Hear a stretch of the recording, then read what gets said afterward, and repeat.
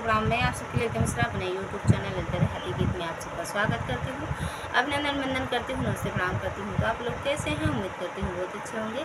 तो आज आप सबको एक बाछिन का दर्द भरा छठी मैया का सोहर की सुनाऊँगी, तो आप लोग ज़रूर सुनिएगा। एक बाछिन छठी मैया से अपने लिए एक बेटा मांग रही है, छठी मैया से विनती कर रही है कि छठी मैया हमें भी एक बेटा दे दीजिए, तो हम भी आपका व्रत रखेंगे, पूजन करेंगे। तो आप लोग इस गीत के माध्यम से सुनिएगा छठी मैया उस बाछिन को बेटा देती हैं कि नहीं देती हैं। आप लोग इस गीत के माध्यम से सुनिएगा और जैसा भी लगे कमेंट बॉक्स में प्यारा सा कमेंट कर दीजिएगा। जय हो छठी मैया की। कहवा छठी मई के नैहर तो कहवा पे सासुर तो कहवा पे सासुर हो सखिया कौने बीरी छे तारे उपजैस पूजाई सब सखिया पूजाई सब सखिया ने हो सखिया कौने बीरी छे तारे उपजी पूजाई सब सखिया पूजाई सब सखिया हो। गोकुला में छठी माई के नैहर तो मथुरा माँ सासुर तो मथुरा में सासुर हो सखिया महुआ बीरी छे तारे उपजी पूजाई सब सखिया पूजाई सब सखिया हो सखिया महुआ बीरी छे तारे उपजी पूजाई सब सखिया पूजाई सब सखिया हो।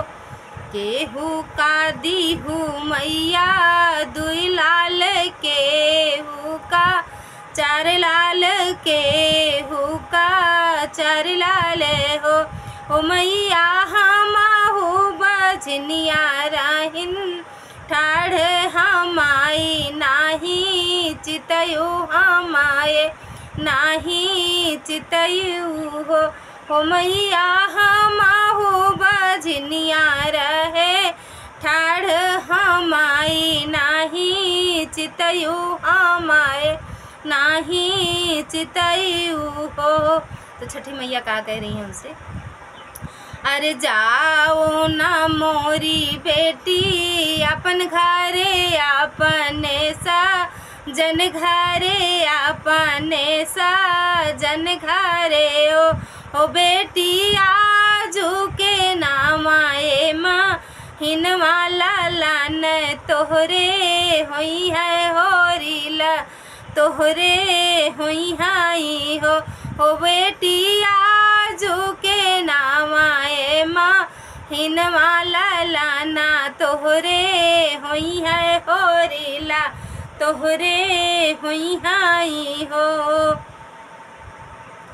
अरे 8 महीना के बीतात नामाए के लागत नामाए के लागत हो बहिनी जाना में है सुंदर ला लनवा गवाई सखी सोहर गवाई सखी सोहरे हो बहिनी जाना में है सुंदर लाल गवाई सखी सोहर गवाई सखी सोहरे हो। बीतते सामनमा हिनवा तो भादमा के लागत भादों के लागत हो बहिनी गोदिया मलाई केला लनवा छठी माई के पूजे छठिया माई के पूजाई हो बहिनी गोदिया मलाई केला लनवा छठिया माई के पूजे छठिया माई के पूजाई हो। अरे निहुरी निहुरी छठी पूजे तो गाँठे ओहमा बांधे तो गाँठे ओहमा बांधाई हो ओ छठी मैया जई से हम आई जुड़े, वाऊ सब का जुड़े, वावो सब का जुड़े, वावू हो।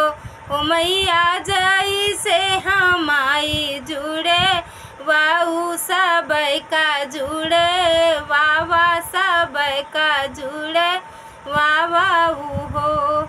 जय हो छठी मैया की महिमा देख लो आप लोग। छठी मैया की जय हो।